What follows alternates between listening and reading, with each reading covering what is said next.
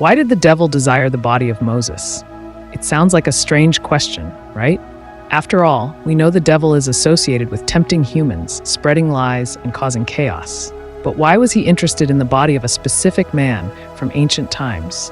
Why Moses? The truth behind this is far more profound and mysterious than most realize. The story of Moses is one of the most pivotal in the Bible.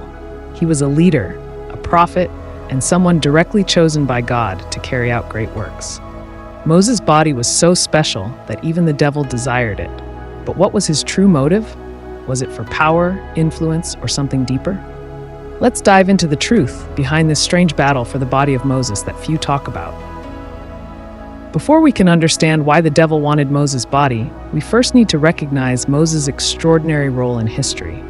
Moses was not just an ordinary man. He was God's chosen leader who delivered the Israelites from slavery in Egypt, parted the Red Sea, and received the 10 Commandments directly from God.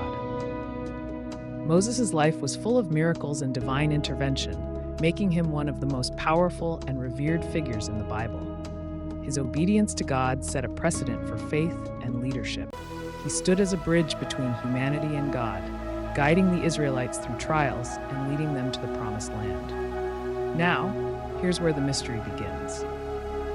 In the book of Deuteronomy, we learn that Moses died on Mount Nebo, overlooking the Promised Land. But what's interesting is how Moses' death is described. Deuteronomy 34, verse 5-6 says, "And Moses, the servant of the Lord, died there in the land of Moab, according to the word of the Lord. And he buried him in the valley in the land of Moab, opposite Beth Peor. But no one knows his grave to this day. God himself buried Moses in a secret location, and the location of his grave remains unknown to this very day." Now, the question arises, why did God himself take the responsibility of burying Moses? Why didn't the Israelites bury him? And why keep it secret? Could it be that there was a higher reason for such secrecy? The Bible gives us a clue about why the devil might have wanted Moses' body.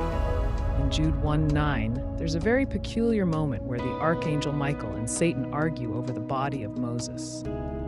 The verse reads, "But Michael the archangel, when he disputed with the devil and argued about the body of Moses, did not dare pronounce against him a railing judgment, but said, 'The Lord rebuke you.'"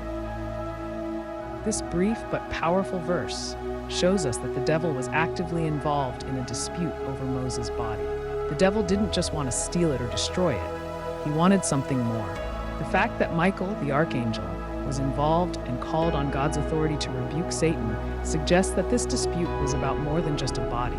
It was about dominion, power, and influence over a symbol of God's covenant with his people. Moses' body represented something extraordinary. It was not just a physical body. It was a symbol of God's covenant, the deliverance of the Israelites, and the law that Moses received from God. The devil, being the great deceiver, would have understood the importance of this symbol. By possessing Moses' body, the devil could corrupt or distort the meaning of God's covenant. If he had control over Moses' remains, he could use it to manipulate the people of Israel, or even try to create an idol out of Moses. Throughout history, the devil has always sought to corrupt. The conflict over Moses' body between the archangel Michael and Satan reveals a deeper spiritual battle at play. The devil, who has always sought to deceive, corrupt, and destroy God's plans, knew the significance of Moses in God's divine order. By wanting to control Moses' body, Satan was attempting to manipulate something sacred, a symbol of God's law and covenant.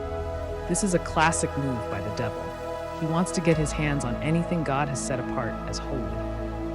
But notice how Michael, the archangel, handles the situation.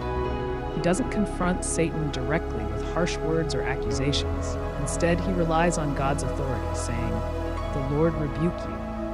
This is a crucial moment because it emphasizes that in the spiritual battle between good and evil, it is God's power and authority that prevails, not our own. Satan may try to tempt or deceive, but God's protection over his chosen ones is unshakable. This also teaches us something about our own lives. We may face spiritual battles or confront temptations that feel overwhelming, but we don't fight these battles alone.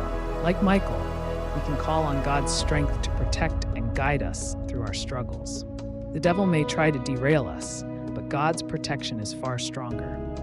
The dispute over Moses' body isn't just a fight over a physical body, it's a fight over symbolism and legacy.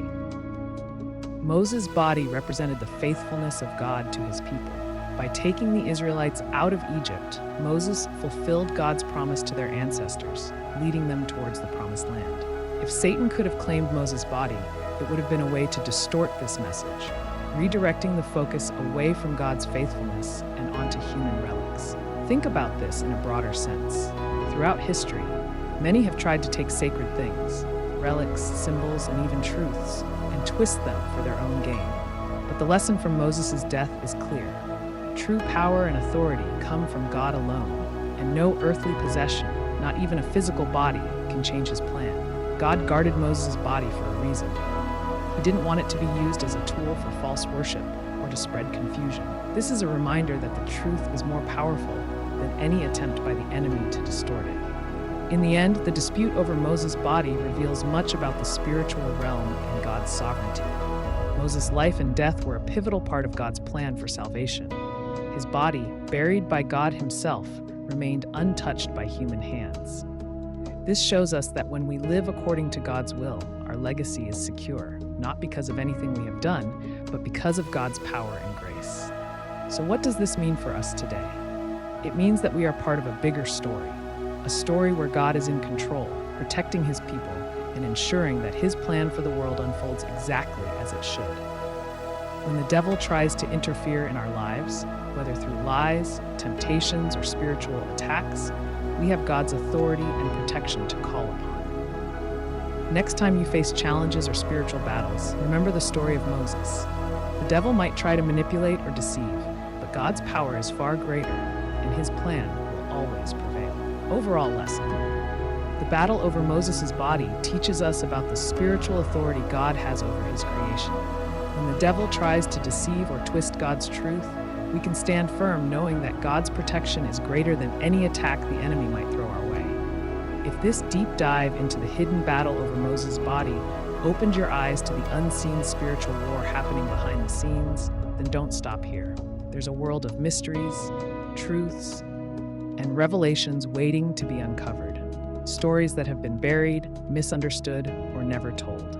So if you're someone who hungers for truth, for answers the world won't give you, then this is your place. Hit that subscribe button and turn on the bell icon, because each video will pull you deeper into the mysteries of God, the Bible, and the spiritual forces at work. Don't miss what's coming next.